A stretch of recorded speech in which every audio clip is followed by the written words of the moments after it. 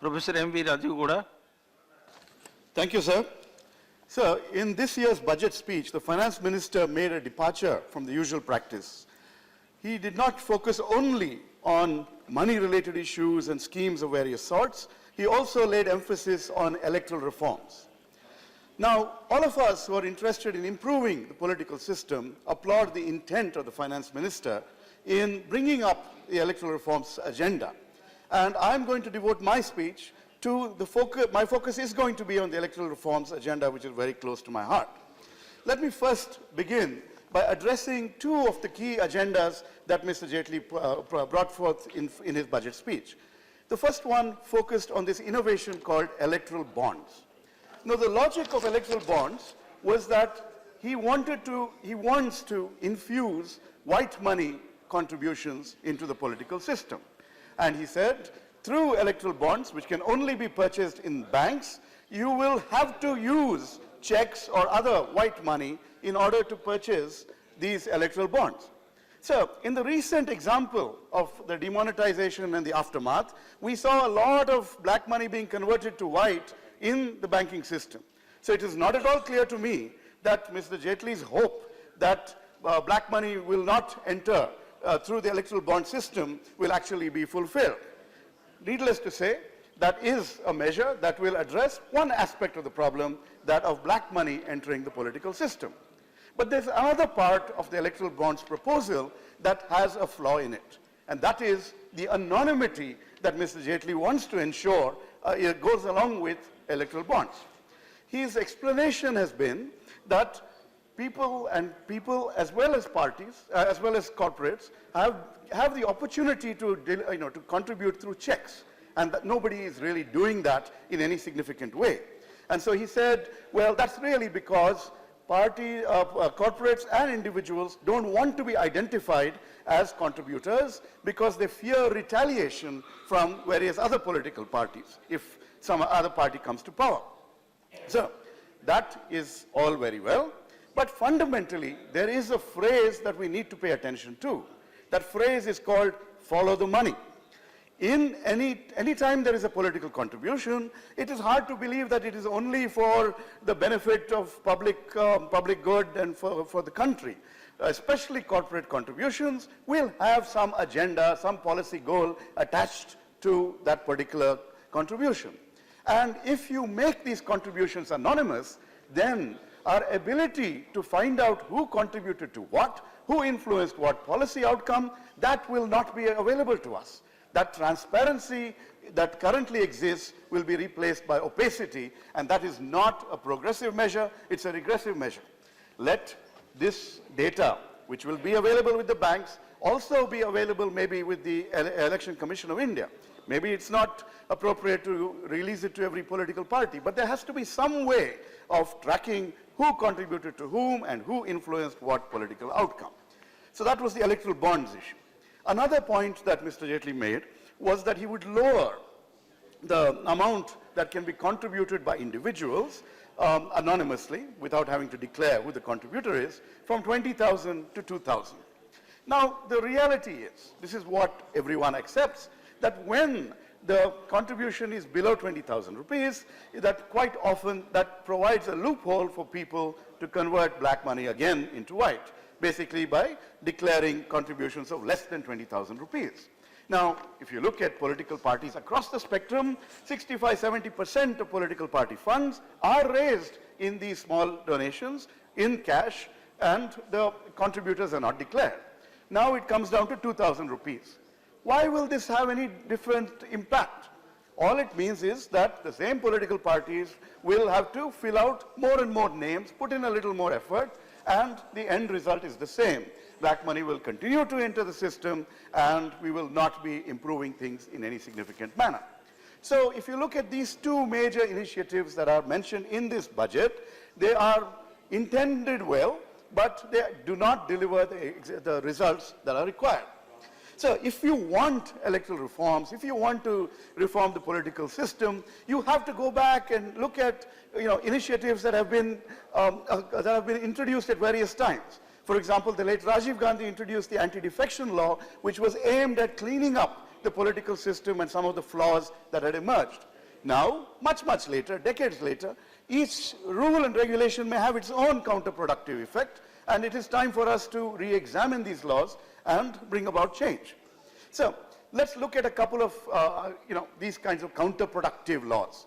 There is a law, there's a rule which says that no political candidate can spend more than 70 lakhs for a Lok Sabha election. Political parties can spend how much ever they want, that is a big loophole, but individual candidates can't spend more than 70 lakhs. What is the effect of this law? We have that law because we want to ensure some kind of a level playing field. But the truth of the matter is, legitimate electoral expenses go much beyond that. So what that law, that cap has done, is it has driven expenses underground, and when you drive expenses underground, what is the result? Only those who are able to spend black money, who have the networks to go out there and use black money in the electoral process, will benefit. Clean, honest politicians don't stand a chance. And this has become the equilibrium today, where political parties select candidates by seeing what is the, how fat their wallet is, how much cash they have, how much black money they are capable of spending. So this is the kind of counterproductive rule that needs to be thrown out. Former Prime Minister Vajpayee mentioned that. He said every MP begins his career with a lie by filing incorrect accounts on the election expenditure. So any law which forces us to do something wrong should not be on the books. Get rid of that. Let expenditure come out in the open. Let sunlight be the best disinfectant in terms of cleaning up the political system. So along with this, I want to dwell in much more detail on a subject that should have been there in the finance minister's budget speech. The budget is about taxing and spending, about allocating resources to initiatives that will make a difference. And there is one initiative that has not been seized by the finance minister in the context of electoral reform, and that is state funding or public funding of elections. So, when you think about that, this is something that we've been talking about for quite a while. And this was an opportunity for the finance minister to provide resources for something like that. Why do we need state funding, sir?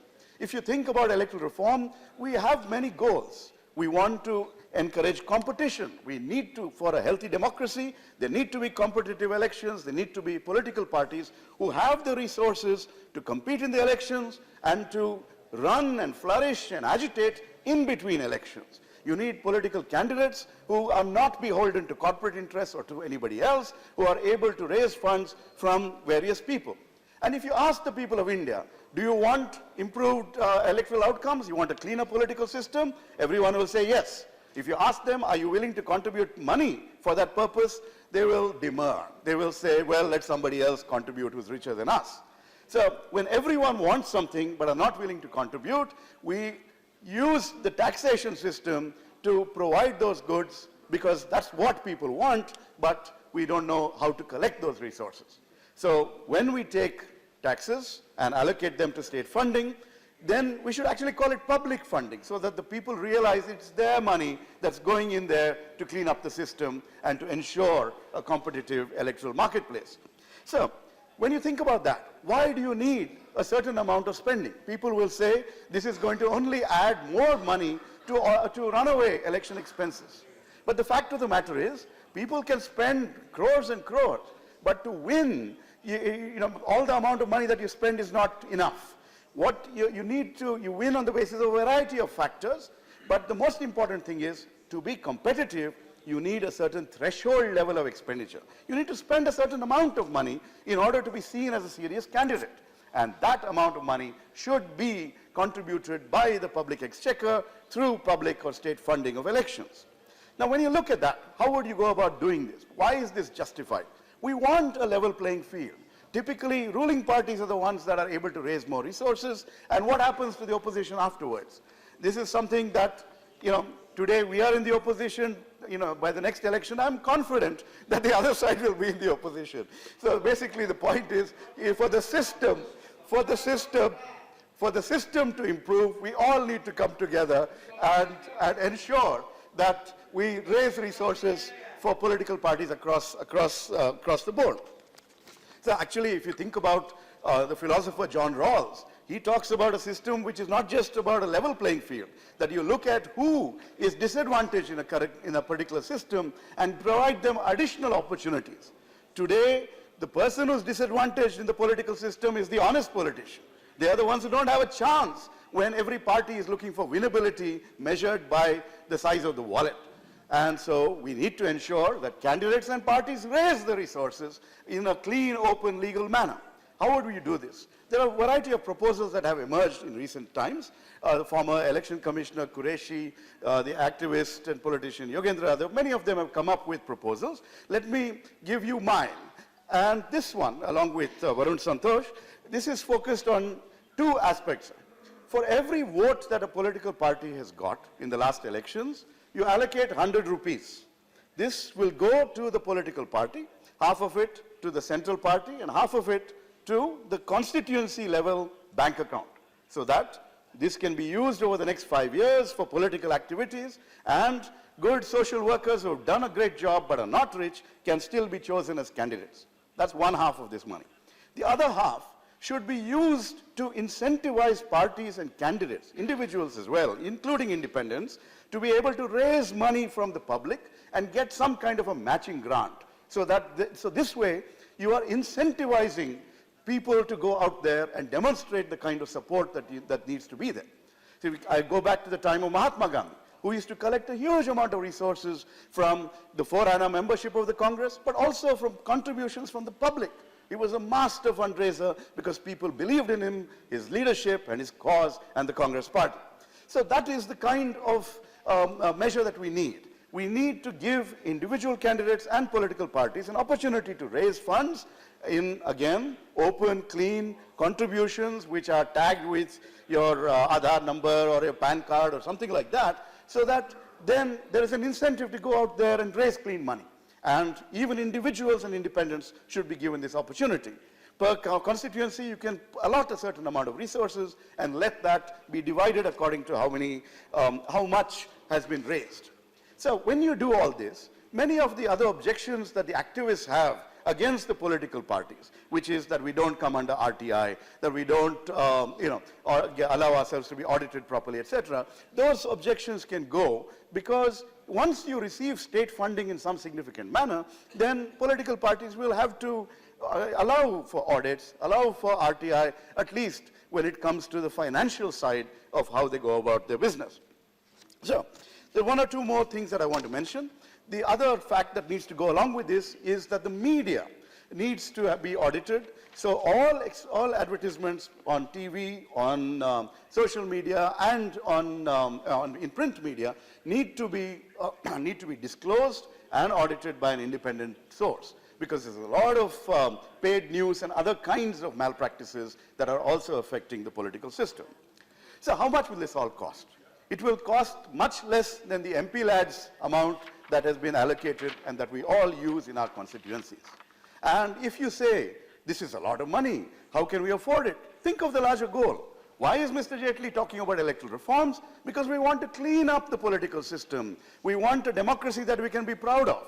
And for that, we need to be able to invest in the legal, legitimate costs of democracy, the costs of campaigning, the costs of running a political party, the costs of even being a political activist. So these are the things that are very, very important.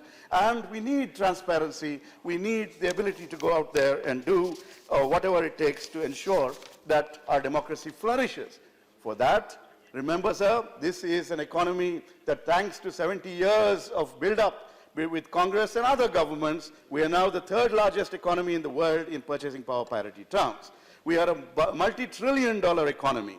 If a multi-trillion-dollar economy, one of the top economies in the world, cannot afford to put aside some resources for public funding to cleanse the system, then that would be a shame on us. Let us hope that the finance minister will respond to what I have offered and will also clean up the electoral reform proposals that he has made and ensure that we are all together in this huge and very, very crucial effort to clean up our political system, so that the people of India can be proud of all of us here in Parliament and in every other house, in every other political party, as we take the nation forward in the 21st century. Thank you, sir.